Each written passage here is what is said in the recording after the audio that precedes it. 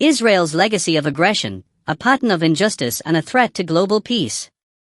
For 75 years, the world has witnessed the systematic oppression, displacement, and killing of the Palestinian people at the hands of the Israeli state. A regime that claims to represent democracy in the Middle East has shown time and again that it thrives on policies rooted in brutality, occupation, and dehumanization.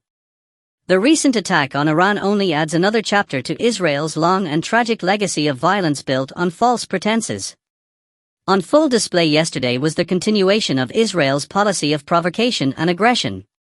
Under a thin veil of national security concerns, Israel launched a reckless strike on Iranian soil, an act that not only lacked concrete justification but also risked inflaming an already volatile region. This was not an act of self-defense. It was another display of Israel's willingness to destabilize the Middle East under the guise of protecting its sovereignty. What followed was a moment that exposed the true character of Israel's leadership.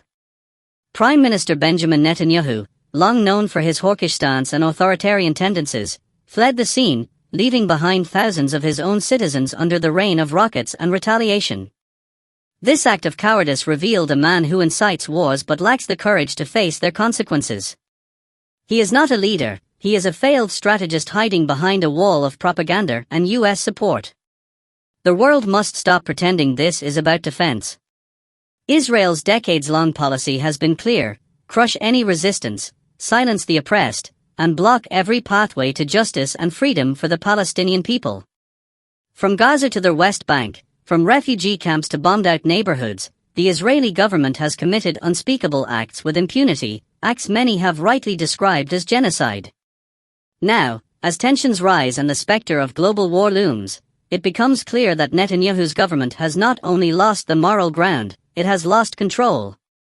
Israelis are fleeing, sensing that a land built on stolen soil cannot withstand the weight of truth and justice when war knocks on its doors. This is a state that bullies the weak, murders the defenseless, and denies the very right of its neighbors to exist in peace. The question the world must now ask is, how long will we allow Israel to hide behind false narratives and unchecked power? How many more lies will we swallow before we confront the dangerous reality this regime has created? If history teaches us anything, it is that unjust empires crumble. And perhaps Netanyahu knows this. Perhaps that is why he fled, because deep down, even he knows that Israel's claim over stolen land is temporary, and when war begins, occupiers are always the first to run. The world is at a crossroads.